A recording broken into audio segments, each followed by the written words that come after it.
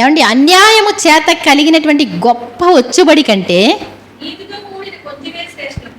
నీతితో కూడా మనం నీతిగా ఉండడం దేవుడు చూస్తూ ఉంటాడు. నీ ఆస్తి అంతా కూడా దేవుడు పరీక్షిస్తాడు. అందుట్లో ఎక్కడైనా సరే అన్యాయం, ఏ పేదవాడి సొమ్ము నీ దగ్గర ఉందనుకోండి, ఏమండి నువ్వంటే ఏమండి మొన్న ఒక గరిటి చూసాం కదా, ఏమండి ఈ గరిటిని చిన్న అంచనా వేయకండి. ఇది సాంబార్లో పెట్టి ఇలా వంచితే ఏం చేస్తుంది? నూనె ఏమి రానివ్వదు, ఉత్తి నీళ్ళలాగా వచ్చేస్తుంది. నూనెని వేరు చేసేస్తుంది, సాంబార్ని వేరు చేసేస్తుంది. మామూలుగా అది నీళ్ళలానే వస్తుంది పక్కన. అర్థమవుతుందండి? దేవుడి దగ్గరికి వెళ్తే నీ ఆస్తి ఇలా కొలిచాడు అనుకోండి, అస్సలు నీది ఎంతో, బయట వాళ్ళది ఎంతో, ఎవరి పేరు ఎంతో మొత్తం వచ్చేస్తాయి. ఏమండి, నీళ్ళ డబ్బులు నీళ్ళకి, పాల డబ్బులు పాలకి అంటారు కదా, అంతేనా? తెలుసా మీకు ఈ సామెత? ఒకడు పాల వ్యాపారి రోజు ఒక వాగు దాటి వెళ్తూ ఉండేవాడు అంటండి. ఏమండి, ఒక రోజున అనుకోకుండా మరి వాడు అంతా అమ్మేసుకొని డబ్బులు సంచి అందుట్లో పెట్టేసుకొని వచ్చేస్తా ఉన్నాడు అంటండి. వాడు ఏదో చిన్న పని చేసుకునే లోపల ఒక కోతి అక్కడికి వచ్చిందంటండి. ఏమండి, ఆ కోతి మరి వాడి డబ్బుల మూట తీసి అంటండి, ఒకటి నీళ్ళు వేస్తుందంట, ఒకటి బయటికి విసురుతుందంటండి. ఒకటి నీళ్ళు వేస్తే అయ్యయ్యో అయ్యయ్యో అనుకుంటే వాడికి అర్థమైంది, నీళ్ళు కలిపినాయి అన్నీ ఏమైపోయినాయి అంట, నీళ్ళకి వెళ్ళిపోయినాయి. ఏమండి, వాడి డబ్బులు వాడికి మిగిలి కదా. ఈ లోకంలోనే చిన్న చిన్న చిట్కాలు చెప్తూ ఉంటారు నేర్చుకోవడం కోసం. కాబట్టి మరి ఏంటంటండి, భక్తిహీనంగా ఉన్నటువంటి గొప్ప వచ్చుబడి కంటే, అన్యాయం చేత కలుగు వచ్చుబడి కంటే, నీతితో కూడిన కొంచెమైనా సరే మనం అబద్ధం ఉండకూడదు, మోసం ఉండకూడదు. ఏమంటే ఈ రోజున ఒక్క చిన్న పని చేస్తే ఇన్నాళ్ళు నాకు బాగా నవ్వొస్తూ ఉంటుంది. ఒకటి యూట్యూబ్లో కూరలు గట్రా అన్నీ చేసి పెడతారు, చిట్కాలన్నీ చెప్తారు, ఏమంటే సీక్రెట్స్ అన్నీ చెప్తారు. ఎందుకు చెప్తారు? అది వైరల్ అయితే వీళ్ళకి డబ్బులు పడతాయని. ఎన్నాళ్ళంటండి, ఏమంటే పిప్పని పోటు వస్తుంది, ఆగు చెప్తారని, చెప్తే పని చేయదు అనేవారు.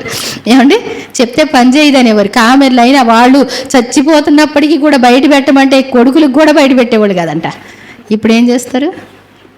ఏమండి, ఒక్కసారి చెప్తే 100 సార్లు చెప్పినట్టు అయిపోతుందని చెప్పి చక్కగా చిన్నగా చేసినప్పటికి కూడా అందుట్లో పడేస్తున్నారు.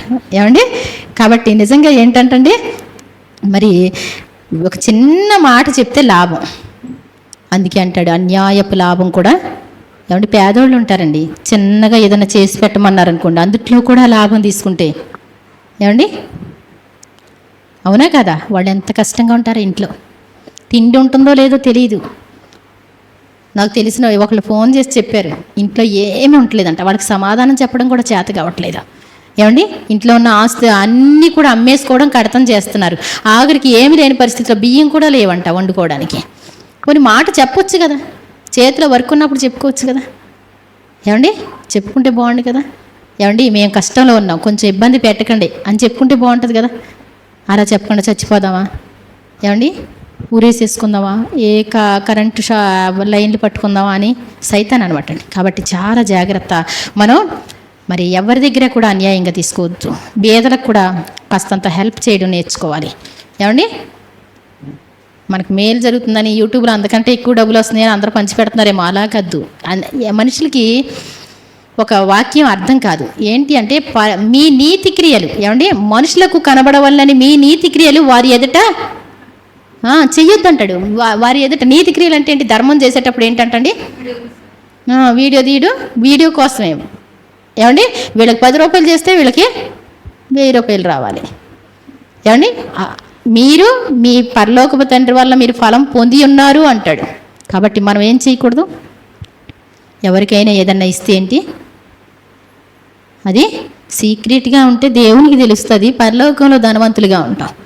కనబడిందంతా పోయినట్టే. నన్ను అడిగితే కనబడకుండా ఇచ్చింది ఏదో అది నీకు పరలోక రాజ్యంలో ఉంటుంది.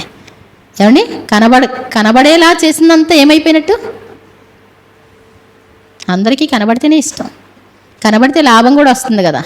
అర్థమవుతుందండి? సీక్రెట్గా ఎవరికైతే పెడతారో, సీక్రెట్గా ఎవరికైతే ఇస్తామో, ఏమండి అప్పుడేంటి, దానివల్ల ప్రతిఫలం తప్పకుండా దేవుని దగ్గర ఉంటుంది. మనుషులు ఎదుట మరి మీరు చేయొద్దు, చేస్తే పరలోకపు తండ్రి వల్ల మీరు ఫలము పొందరు అన్నాడు. కాబట్టి సీక్రెట్గా ఉండడం మనం నేర్చుకోవాలి. ధర్మం చేసేటప్పుడు కుడి చెయ్యి చేయునది ఎడమ చెయ్యికి తెలియకుండా, అంటే ప్రక్కన వాడికి అంటే మా ఇంట్లో మా ఆవిడికి తెలవచ్చేమో, మా ఆయన గారికి తెలవచ్చేమో అనుకుంటారు కదా. అందుకోసం దేవుడు చెప్పిన మాట ఏంటి? చక్కటి మాట, కుడి చేయి చేస్తే ఎడం చేయికి తెలవకూడదంటే అంత సీక్రెట్ అనమాట. చాటుగా ఇచ్చుకోవాలి ఎవరికన్నా ఇస్తే. మా పిల్లోడు కదండి, మా పిల్లోడికి తెలిస్తే ఏమవదులండి, పోయినట్టే కదా. ఈ చేయి చేస్తే ఈ చేయికి తెలియకూడదంట, ఈ చేయి చేస్తే ఈ చేయికి తెలియకూడదంట. మరి మా అమ్మకి తెలిసింది అనుకోండి, మా ఫ్రెండ్కి తెలిసింది అనుకోండి, ఎంత పెట్టావో వాళ్ళకి అంత అనుకోండి. ఎంతో పెట్టానులే అంటే ఊరుకుంటారండి, ఏమండి? అవునా కదా. కాబట్టి నిజంగా మన ప్రతిఫలాలు ఉండవన్నమాట. ఎవరు చేసుకునే దానో వాళ్ళు చేసుకోవచ్చు. ఎంత పెట్టావు అని అడగొద్దు ఎవరు, ఏమండి? అనవసరంగా పోద్ది ఇద్దరికి కాకుండా. కాబట్టి చాలా జాగ్రత్తగా ఉండాలి.